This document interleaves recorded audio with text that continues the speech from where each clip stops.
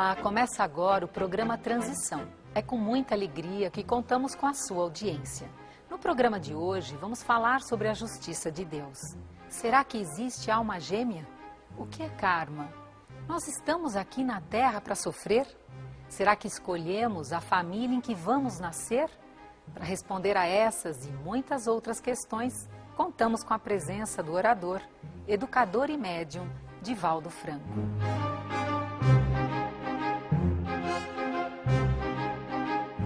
Olá, Divaldo, seja bem-vindo. Muito obrigado, é um grande prazer estar aqui novamente. E hoje o tema é o que é karma?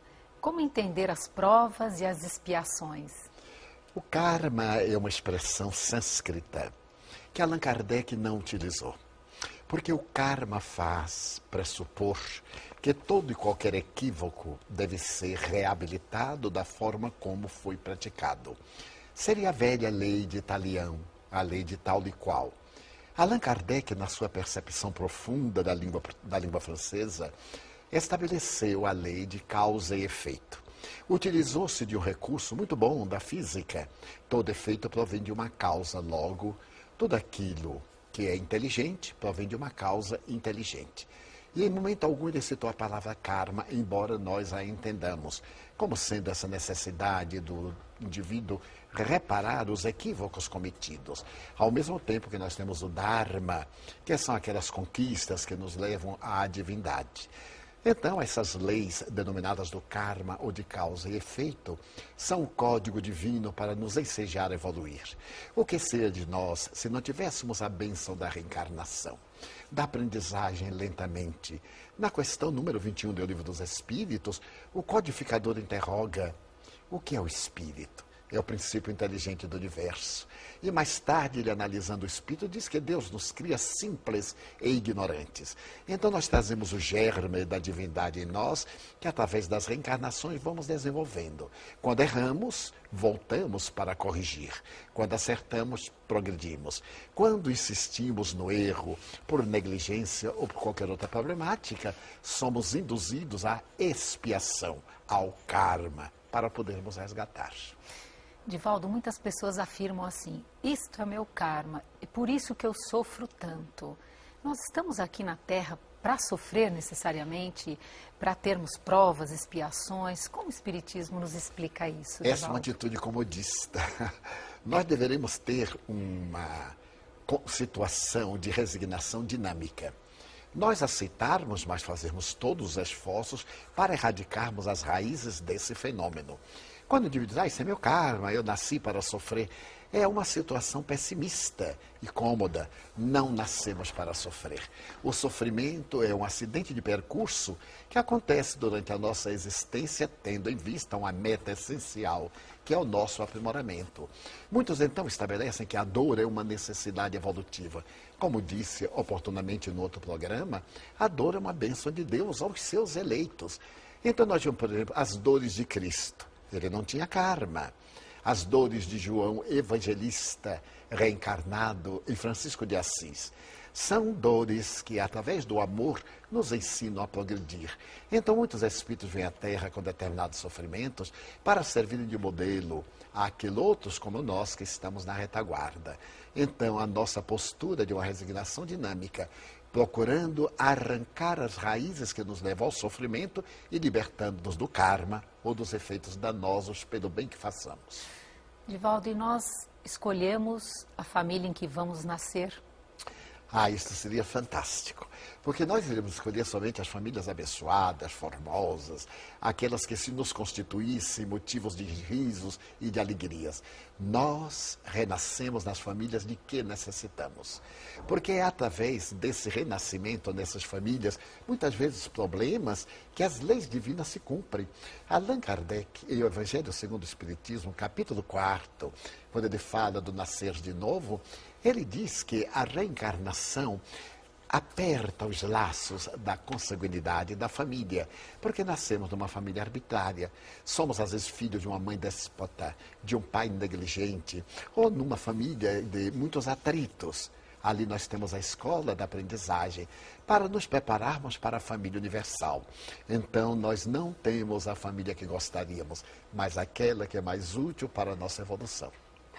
E, Divaldo, quando nós reencarnamos, já está programado se nós, com quem vamos casar ou se vamos ficar sozinhos? Como fica essa questão? A lei divina é realmente sábia. Existe uma fatalidade, nasceu, morre, o determinismo. Agora, como nos conduzirmos, temos o livre-arbítrio. E, naturalmente, os afetos do passado podem candidatar-se ao prosseguimento da afetividade no matrimônio, a livre escolha quando o indivíduo deseja realizar certos ministérios que ele exige entrega total, pode ele ter a opção de estar a sós no lado afetivo ou conjugal. Mas, em realidade, o ensejo que nós temos para crescer é dado pelo livre-arbítrio, porque nós temos a opção. Se fizermos isto, progrediremos. Se fizermos aquilo, retardaremos da marcha. Nunca evoluiremos, porque é uma lei de incessante progresso. Desta forma, os fatos marcantes da nossa vida estão mais ou menos estabelecidos. Mas nós podemos mudar o nosso destino através das boas ações. Imaginemos uma contabilidade. Se eu tenho um débito de X e Y, o bem que eu faça é um X que anula aquele débito. Então eu posso modificar a estrutura. Imaginemos o caso de alguns enfermos. Chico Xavier, por exemplo. Ele teve uma moratória, equivale a dizer, a sua vida foi prolongada. Narrou-me oportunamente que quando ele teve um infarto na década de 70, os bons espíritos examinaram a questão e ele muito jubilosamente disse, se eu partir agora, eu ficarei 20 anos no mundo espiritual. Reencarnar-me-ei mais 20 anos. Eu negocio, entre aspas, esses 20 anos por mais 10, já estou aqui com a experiência. E a divindade deu-lhe mais de 20 anos. Portanto, não são leis fixas, inderrocáveis. São leis que nós podemos alterar de acordo com a nossa conduta para o bem, porque o amor cobre a multidão de pecados, como disse Jesus. E já que você citou Chico Xavier, a respeito dessas questões da reencarnação, o livro Missionários da Luz, não é, de André Luiz, ele fala exatamente do ministério da reencarnação, ele fala no capítulo 13 a respeito da reencarnação de Sigismundo. Então, se os amigos telespectadores quiserem aprofundar um pouco mais esse estudo e outros pontos da obra também, não é, Divaldo? Eu acho de uma grande valia, porque nesse departamento das reencarnações projeta-se até a forma fisiológica, as funções orgânicas que vão ser esculpidas no perispírito para poder plasmar na Terra o corpo de que temos necessidade. Então, realmente, estamos diante das leis de amor que nos favorecem para o progresso. E esse planejamento reencarnatório, além das questões do físico, também o espírito que vai reencarnar, ele se aproxima da família em questão meses antes já, não é, Divaldo? Exatamente, para haver uma boa afinidade. E é tão comovedora a reencarnação que no momento da comunhão sexual dos parceiros, os bons espíritos aguardam com todo respeito fora da câmara conjugal, e no momento em que o espermatozoide começa a correr a trompa de falópio, eles vêm e fazem a imantação, para que no momento da fecundação, quando o óvulo se transforma em neuroblasto ou célula-ovo, o espírito já esteja vinculado e comece a plasmar o corpo necessário à sua evolução. E nesse exemplo ainda, em Missionários da Luz, quando há um desafeto de existências anteriores, como a espiritualidade, os mentores amigos, eles fazem com que a harmonia se estabeleça para que possa haver essa reencarnação, não é? Sem dúvida, nos estados do sono, há o desprendimento parcial dos encarnados. E os mentores aproximam aqueles desafetos para que a animosidade se dilua quanto possível. Muitas vezes é uma animosidade com muitas raízes e não se apagam as impressões negativas, mas pelo menos evita que a mãe aborte, evita que o pai a abandone, criando uma situação deplorável. Porque nada ocorre sem um planejamento superior. Nas reencarnações comuns da grande maioria, há um planejamento básico e não uma estruturação individual. Nos missionários da fé, da ciência, da tecnologia, da arte, da beleza, há um planejamento cuidadoso, mas a grande maioria reencarna dentro de uma lei normal, estabelecida, que funciona automaticamente, mas dentro do amor. Divaldo, Uma pessoa que está no papel de esposa numa existência, pode em outra existência ter sido a mãe desse parceiro, ou irmã, ou pode ter sido filha desse parceiro. Então, em várias existências, vários papéis. Mas quando ao retorno ao plano espiritual, como fica esse relacionamento na erraticidade? O amor não é de natureza específica. O Espírito Joana de Ângeles diz que o amor é como uma grande circunferência com um centro. Se nós traçarmos raios, nós devemos formar angulações, o amor fraterno, o amor sexual, o amor paterno e assim por diante. O amor será essa síntese. No mundo espiritual não há esse amor de natureza conjugal, mas o amor profundo das almas afins, que se completam, que nós entenderíamos aqui como um casal perfeito, que na Terra ainda não é possível de encontrar-se. Então, se foi filha, se foi pai, se mudou de postura, será o grande amor solidário da fraternidade, que um dia unirá todas as criaturas dentro do mesmo tom vibratório da afetividade plena. Nivaldo, eu acredito que já te fizeram muitas vezes essa pergunta. Existe alma gêmea? Do ponto de vista da doutrina espírita, não existem almas gêmeas. Pelo menos na colocação ancestral de duas metades eternas, que se fundiriam numa para caracterizar uma individualidade, que seria feito do outro espírito. Ele se diluiria. O espírito Emmanuel, ao apresentar a sua obra na qual ele narra Almas Gêmeas, convidado pela Federação a fazer uma reflexão, ele pediu que conservasse. Porque ali a alma gêmea não é essa das metades eternas, é da alma perfeitamente identificada, que se poderiam fundir, caso estivéssemos no corpo perispiritual apenas, os dois perispíritos não teriam um choque vibratório. Mas Allan Kardec optou por manter a visão de que as metades eternas não existem. Então nós seríamos gêmeos no sentido afetivo profundo, seríamos idênticos nas aspirações e nos completaríamos uns aos outros, mas sem nos esquecermos da coletividade em geral, porque senão ficaríamos no privilégio do nosso amor exclusivo e abandonaríamos o mundo necessitado do nosso amor. Na novela Alma Gêmea, mostra que a reencarnação ocorre no momento do nascimento da criança. Isso está correto, Divaldo? Do ponto de vista espírita, de forma nenhuma. Algumas doutrinas religiosas assim também estabelecem que a alma é criada no momento em que a criança nasce. Ora bem, se nós examinarmos sob esse ponto de vista, o aborto seria perfeitamente legal, porque estaria eliminando massa e não uma vida espiritual. No momento, como eu disse, em que o espermatozoide dispara, ele já está sob a influência do espírito, vinculado a ele pelo perispírito. Será este momento do disparar, quando nasce a célula única, que vai agora construir um arquipélago de 100 trilhões de células que vão sendo impressos lentamente. Os karmas, para usar a linguagem convencional, as necessidades, as habilidades, as propostas de evolução, a saúde, a doença, as heranças genéticas que poderão ser estimuladas ou poderão ser detidas. A reencarnação começa no momento da fecundação. Por isso que matar é crime. Divaldo, quando uma criança nasce com uma deficiência, seja física, seja mental ou ambas, isso foi uma escolha dela ou é uma imposição?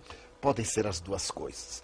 Eu vejo, por exemplo, o caso de Helen Keller, que foi um exemplo notável da surda muda, que conseguiu comunicar-se em diversos idiomas.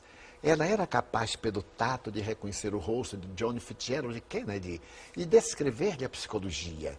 Conseguia identificar cédulas de dólares pelo tato. No caso de Helen Keller e de outros, como Toulouse-Lautrec e tantos outros missionários, penso eu, que eles pediram para vir resgatar antigos débitos, constituindo-se exemplos para a sociedade. No entanto, na grande maioria se trata de uma imposição divina. Desde que o espírito teve o ensejo e repete o erro, ele agora volta na compulsória, porque a lei é de progresso. E nessa compulsória é-lhe imposta a necessidade da reabilitação pelos limites variados em que o espírito sente-se constrangido a mudar de atitude interior, utilizando de um corpo fragmentário, de uma existência assinalada por aberrações, nos casos da chifopagia e de outros transtornos de natureza degenerativa, nos fenômenos dos partos dolorosos, com os extratos degenerativos das crianças, estamos diante de expiações impostas. E nesses casos, diante da lei de causa e efeito, como ficam os pais dessas crianças com essas dificuldades, Divaldo? Todos nós estamos interligados. Esses pais que os recebem foram também espíritos que contribuíram para os desastres morais.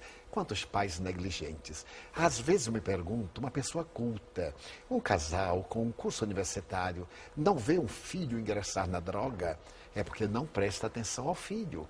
Ele é responsável porque o filho lhe é emprestado para que ele cuide, para que ele desenvolva as aptidões. Observo muitas vezes caprichos de pais, quando os filhos desejam assumir determinadas posturas, por preconceito, por expressões de vaidade e de presunção, impedem. E esses espíritos fragilizados atiram-se ao suicídio. Eles foram corresponsáveis. Retornam na postura paterno-maternal para receber aquele ser destroçado e juntos expungirem pelo sofrimento o desacato à divina lei. E esses pais que sofrem, como você disse agora, e ainda mais, sofrem quando vêm os filhos com depressões, com distúrbios bipolares, com aí os transtornos tão variados dentro da psicologia de hoje. Como é que você vê a lei de causa e efeito nesses casos, Divaldo? Aí nem sempre esses pais são responsáveis em vidas pregressas, mas eles pediram que aquele ser querido que estava com um karma muito doloroso viesse na sua ternura, para que o seu afeto realizasse amor-terapia. Então, muitas vezes, um jovem, qualquer indivíduo, mesmo entre parceiros, é tomado por um surto depressivo, um surto psicótico, para que o outro, através do amor, seja o guia e o condutor da reabilitação. É sempre a proposta de Jesus. O amor cobre a multidão de pecados. Onde está a justiça de Deus a permitir que mulheres pobres tenham muitos filhos, enquanto outras mulheres com boas condições financeiras não possam engravidar, Divaldo? A divindade propicia recursos, porque nem sempre os bens materiais podem proporcionar a felicidade aos filhos. E quando esses lares menos abastados, até mesmo miseráveis, abrem as portas à reencarnação desses espíritos, estão contribuindo para a grande lei da evolução. Muitos deles sequer conseguem uma vida nobre, ter uma vida saudável, permanecem na miséria. São imposições da divindade para o resgate.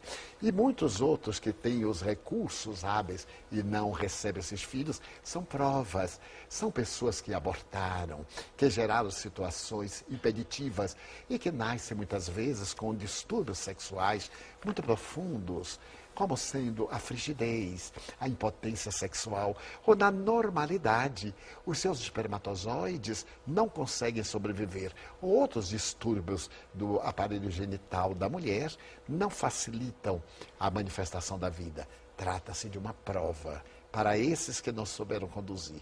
Mas eles podem desenvolver a maternidade e a paternidade pelo amor.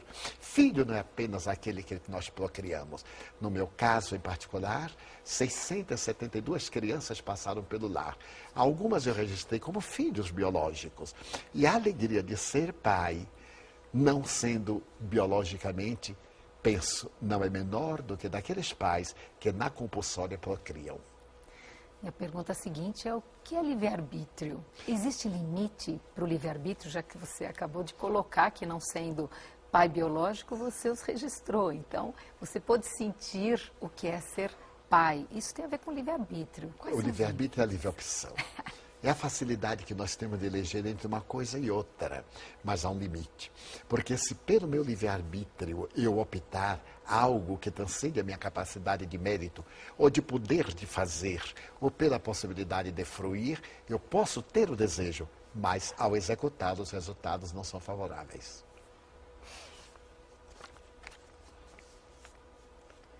Divaldo, como fica o livre-arbítrio no caso de filhos criminosos? e às vezes dependentes químicos que ingerem drogas durante a gestação. Eles têm praticamente o destino traçado. Caso eles consigam sobreviver, é provável que sejam dependentes químicos e criminosos também. Onde está a justiça de Deus? Exatamente na oportunidade que dá a todos. Para que mesmo nas injunções mais penosas, o seu livre-arbítrio que lhes faculta discernir, quando não vem com patologias mentais, aquilo que lhe é de melhor. Mesmo um dependente químico, desde os dias da gestação materna, quando o feto recebeu aquelas altas cargas tóxicas, ele tem a vida social, a escola, os recursos humanos, e ele pode optar por ser diferente. Observemos numa família as várias tendências, indivíduos que trazem tendências criminosas, que são criminosos natos, como dizia César Lombroso, o notável antropólogo italiano, um dos maiores pais da antropologia criminalista. E, no entanto, eles podem modificar, encontram amor. E esse amor lhes dulcifica tanto a alma que eles mudam de atitude. Mas aqueles que não logram também não são considerados fracassados. Eles experienciaram uma atividade que os vai preparar para, no futuro, não reincidirem no erro outra vez. E esse conhecimento da reencarnação, você entende que as pessoas, a partir desse conhecimento, isso pode ajudá-las a transformar suas vidas, Divaldo? Sem a menor dúvida. O conhecimento da reencarnação dá à vida um sentido psicológico e nos favorece a melhor técnica de como conduzirmos a nossa vida. Da mesma maneira que nós temos as experiências para uma vida saudável, através da educação, para conquistas de cargos e encargos de projeção, a reencarnação nos estabelece parâmetros, dentro dos quais nós nos podemos movimentar com uma tranquilidade muito grande. Muitas vezes eu tenho tido impulsos de tomar determinadas atitudes, mas quando eu me lembro da lei de causa e efeito, eu modifico. Naturalmente, por o fato de ser uma pessoa que pensa e que, tendo o seu livre-arbítrio, agora com as luzes da reencarnação, escolhe o melhor para amanhã, não necessariamente para hoje, porque a aflição de agora pode ser o sorriso de mais tarde, como o sorriso de hoje se transforma no esgar de amanhã. Divaldo, essa questão da reencarnação, eu me lembro do Ian Stevenson, esse médico maravilhoso que tanto se aprofundou, estudou, hoje desencarnado. Eu fico pensando, e como é que você vê se essa ideia da reencarnação passa a ser um valor entre os seres humanos e ampliando esse conceito? Que transformação prática você vê acontecer na vida das pessoas e da sociedade como um todo? As pesquisas do Dr. Ian Stevenson no cérebro, 20 casos que sugerem a reencarnação, ofereceu-lhe a visão das crianças que se recordavam de terem vivido antes. Posteriormente, quase 30 anos, ele retornou àqueles mesmos sítios para encontrá-las agora adultos e pais, sem as memórias da encarnação passada. Mas aquele fato de terem sabido o que haviam sido, mudou-lhes ou proporcionou-lhes uma vida reta. Nenhum deles estava em uma situação deplorável. Quase nenhum deles apresentava transtornos nem malogros, porque havia direcionado a vida e a mente dentro deste programa do amanhã serei melhor do que hoje, então trabalharei com isto. Quando nós nos conscientizarmos da reencarnação, transformaremos desafetos em amigos, toleraremos as imperfeições do próximo, teremos um pouco de compaixão da sociedade, auto-perdoaremos, que é uma coisa muito difícil.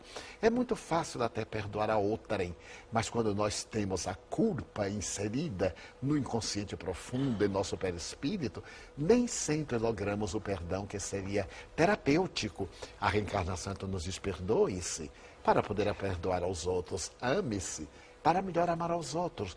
Então a reencarnação produzirá na sociedade, dentro do ponto de vista da visão cristã, uma alteração radical, proporcionando a construção de um mundo melhor.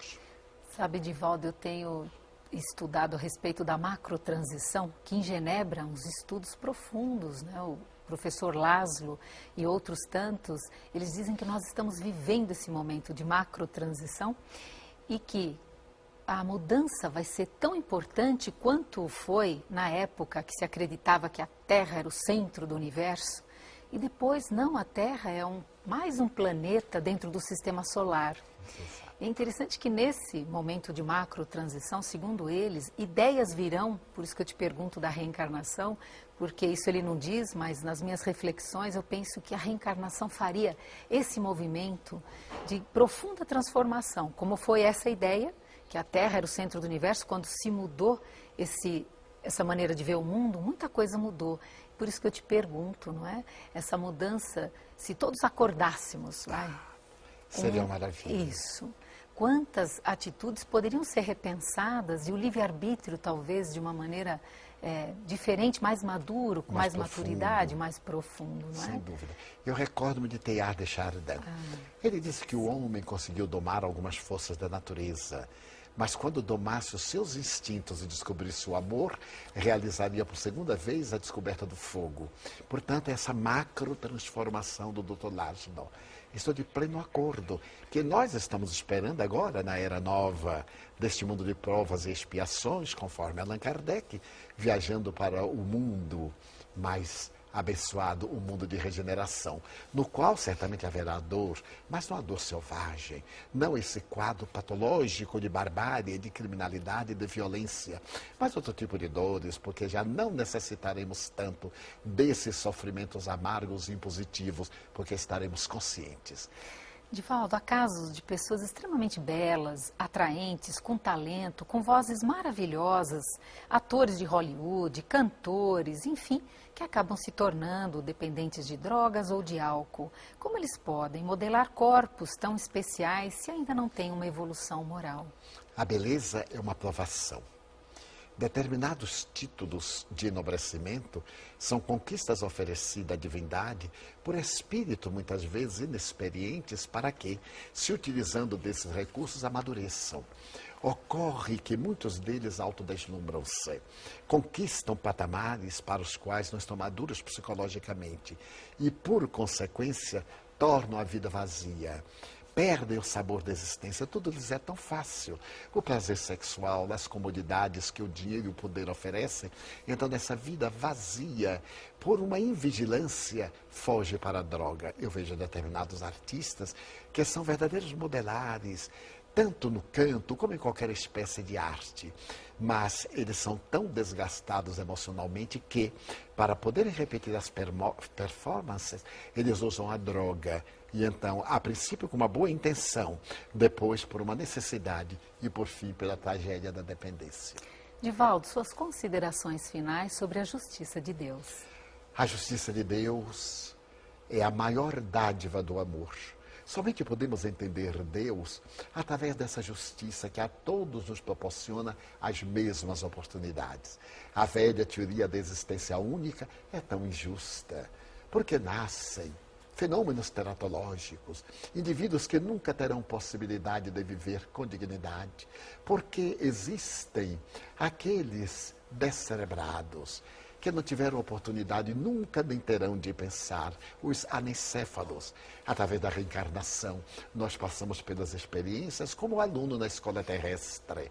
Vamos desde o berçário até os vários períodos, a universidade e aos cursos de pós-graduação. Com o nosso esforço e a misericórdia divina, o deotropismo atrai-nos e nós marchamos na direção de Deus. Muito obrigada, Divaldo, por mais essa companhia e participação. E você, que esteve em sintonia aí com o programa Transição, a visão espírita para um novo tempo, chegou ao fim. Hoje nós falamos sobre a justiça de Deus. Ficou alguma dúvida? Você quer fazer alguma sugestão, alguma pergunta? Envie um e-mail para a gente. Na próxima edição, tem muito mais para você. Até lá!